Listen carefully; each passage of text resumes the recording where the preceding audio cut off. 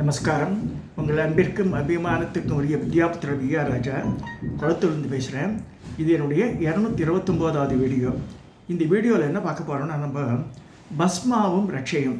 இப்போ பரமேஸ்வரன் நினைக்கும்போது விபூதி இல்லாமல் நம்ம எதுவுமே பண்ண முடியாது. பொட்டப்பட்டையே விபூதி போட்டுருக்கார். இது கல்லில், வெள்ளியில், தங்கத்துலலாம் கூட வைக்கிற சிவலிங்கத்து மேலே. ஸோ நம்ம மனுஷான செய்கிறோம், விபூதியை குழைச்சி விடணும். இது நம்ம உதிரி அப்படியே ட்ரையாக யூஸ் பண்ணக்கூடாதுன்னு ஒரு கருத்து உண்டு.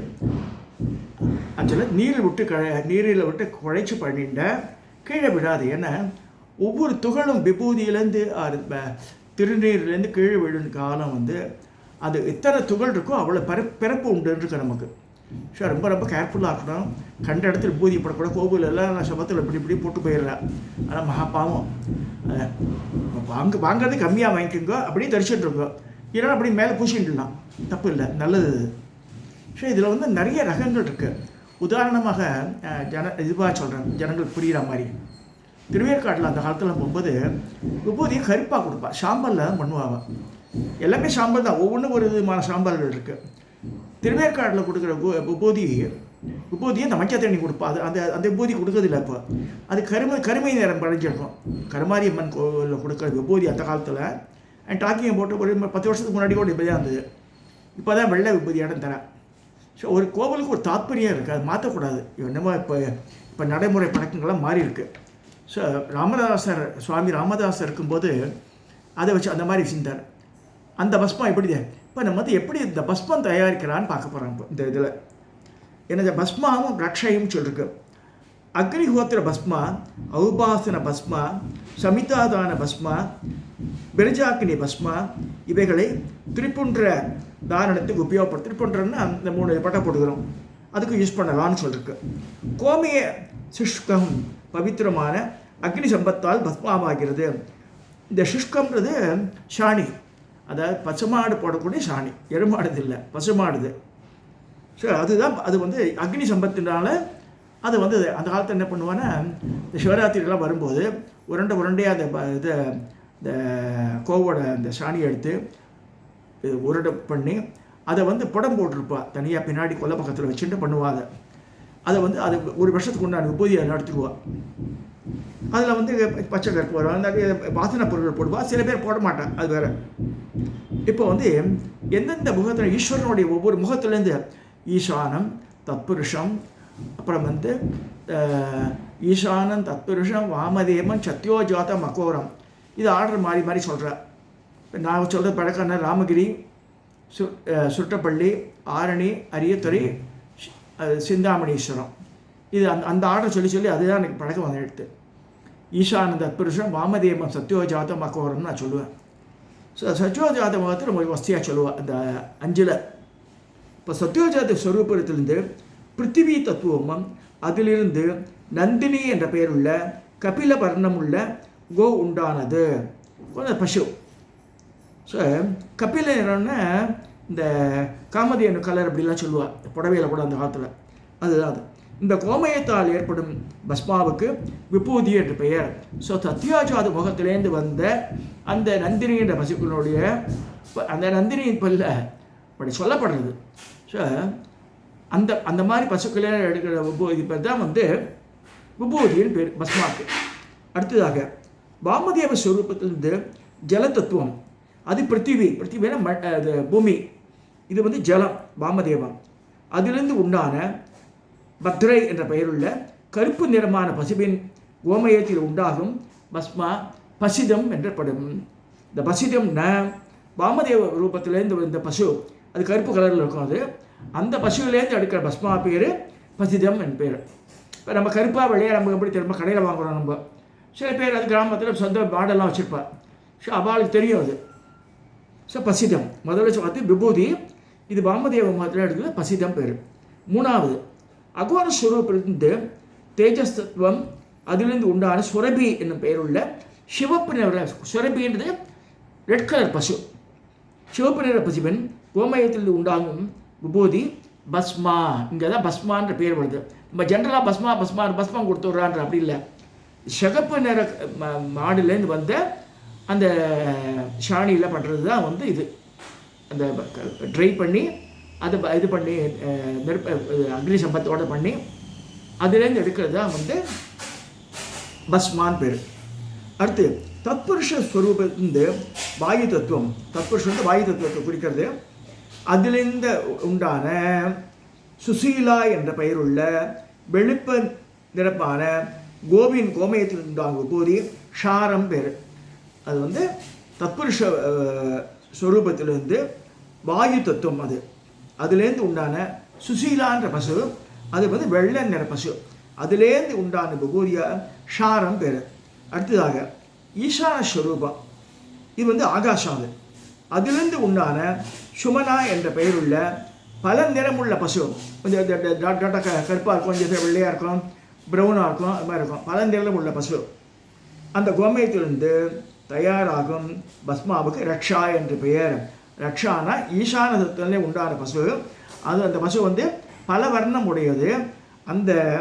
அதுக்கு வந்து என்ன பேர்னா சுமனான் பேர். அந்த பசுக்கு பேர் இந்த சுமனான்ற பசுவிலேருந்து உண்டாக்கிய அந்த கோமயத்திலிருந்து எடுக்கக்கூடிய பஸ்மாவுக்கு ரக்ஷா, ரக்ஷை எடுத்துங்க சொல்கிறேன். ரக்ஷான்னா என்ன, இதுதான். ஸோ அது வந்து இந்த மாதிரி பசுவில் வந்து இது எப்படி கண்டுபிடிக்குதா? இப்போ காலகட்டத்தில் இந்த கலிகாலத்தில் இப்படி பார்க்க முடியாது. எனக்கு எல்லாத்தையும் போட்டு எல்லாம் ஒன்றா பண்ணுறேன். இப்போ கலிகாலத்தில் என்ன பண்ணுறேன், வெரைட்டி, அது பசுமாட்டு வெரைட்டின்னு சொல்கிறத ஒரு மாடோடைய வெரைட்டின்னு தனியாக இது பண்ணுறதில்ல.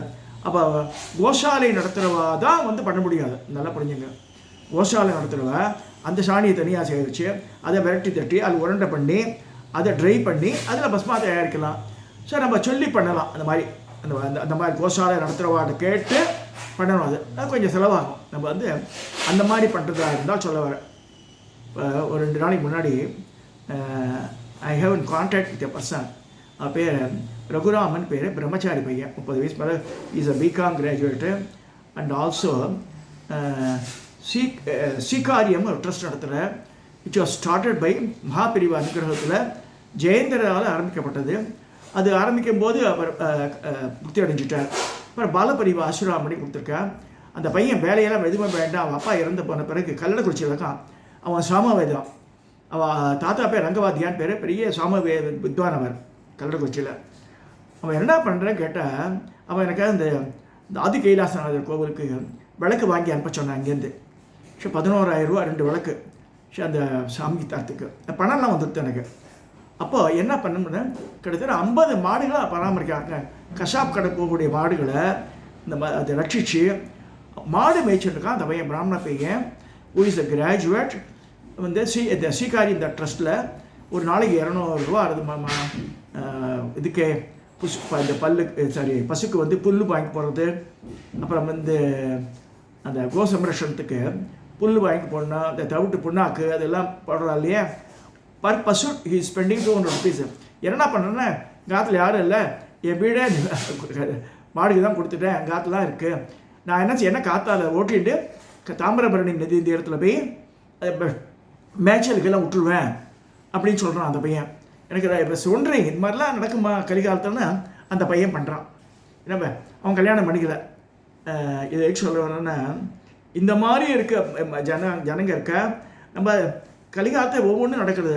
பட் இந்த மாதிரி பசங்களும் இருக்கா நம்மளை சுற்றின்னு, அதுவும் தெரிஞ்சுக்கணும்னு ஆசைப்படுறேன். நான் சொன்னேன், நான் இப்போ பர்மிஷனோட வேணா நான் அவளை போடுறேன்டா இருக்கேன்னா அப்படின்னு. ஸோ இந்த டாபிக் பேசும்போது I thought of sharing with you.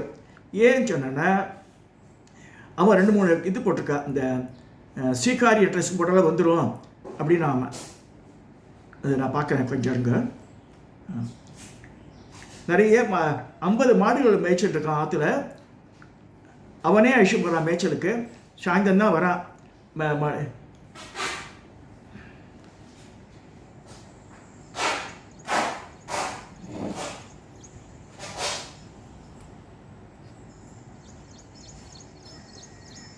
கல்லடக்குறிச்சியில் அந்த தாமிரபரணி நதி தீரத்தில் அந்த புற்கள்லாம் இருக்கிற இடத்துல போய் அழிச்சு போயிட்டு அவன் மேய்ச்சிட்டு சாயந்தரம் 5 மணிக்கு தான் ஆற்றுக்கு வரான். இது அவனோட ருட்டீன் ஜாபாக எடுத்துன்றான். சந்தோஷமாக இருக்குது எனக்கு. நான் இப்போ இந்த பையனை செல்லும்போது எனக்கு விஷால சர்மன் சண்டிகேஸ்வரர் கதை ஞாபகம் வந்தது. சண்டிகேஸ்வரர் வந்து இந்த வேலையை தான் பண்ணியிருந்தார். அதாவது பெரிய ஞானி வந்து என்ன பண்ணார், அவர் பசுமாடெல்லாம் மேய்ச்சிட்டு போய் இது பாலை கறந்து கொடுக்கும்போது அப்பா வந்து எடுத்து வச்சனோட பேர். இந்த மாதிரி பையன் பாலெல்லாம் வேஸ்ட் பண்ணுறான் கம்ப்ளைண்ட் பண்ணும்போது அதை ஒரு பார்த்திப லிங்கம், மணலில் பிடிச்ச லிங்கம், அதை எட்டி ஒதுக்க வரார். அப்போ சண்டிகேஸ்வரரான இந்த விசார சர்மா என்ன செய்கிறான்னா, கையில் கழி இருக்குது, அதை எடுத்து சுவாமியை வந்து எட்டி ஒதுக்கிறாருன்னு சொல்லிட்டு யாரும் பார்க்கலாம அப்படியே ஓங்கி வீசினா அதுக்கு வாழா மாதிரி 2 காலம் துண்டாகி போய் அப்பா விழுந்துடுறாருங்க. பரமேஸ்வரன் பார்வதி அப்படியே காட்சி அளிக்கிறார் இந்த பையனுடைய இது பார்த்து. அப்போ என்னோட கணத்தில் உண்ணாடி சொல்லி கொன்றை மாலயத்துக்கு சண்டிகேஸ்வரர் அணிவிக்கிற மாதிரி சிற்பங்கள் இருக்கும். கங்கையோட சோழபுரத்துலாம் கூட போனோம். பார்வதி பரமேஸ்வரன் உட்காந்துருப்பா, கீழே வந்து இந்த பையன் உட்காந்துருப்பான். அந்த கதை தான் ஞாபகம் வந்து இந்த ரகுராமனை பார்த்தோன்னே எனக்கு. ஸோ அதுக்கு எப்பேற்பட்ட மனசு ஒன்று பாருங்கள். பசங்க எல்லோரும் வந்து பணம் பண்ண அலையலை, இந்த மாதிரி பசங்களும் நம்மளோட இருக்கா. இவாட்ட கேட்கணும், இப்போ இந்த மாதிரி எனக்கு பண்ணி தருவியானா தே வில் ஹெல்ப் யூ. இதை சொல்லி இந்த பஸ்மாக்கும் ரட்சைக்கும் நம்ம வித்தியாசம் தெரிஞ்சுக்கணும். திருவேற்காட்டில் இதில் கூட அறநிலையத்தோட சொல்லி நம்ம பழையபடி கொண்டு வரணும்னு சொல்லணும். அது இந்த கருப்பு கலர் விபூதி அதுதான் ரொம்ப ஃபேமஸ்ஸு. அந்த திருவேற்காட்டில் ராமதாசர் பீரியடில் ஷாம்பல் தான் வச்சுருப்பா, திருச்சாம்பல் தான் சொல்லுவா. அதை விபூதின்னு கூட சொல்கிறா. ஷாம்பலை ஒரு டின்னாக வச்சுருப்பான்.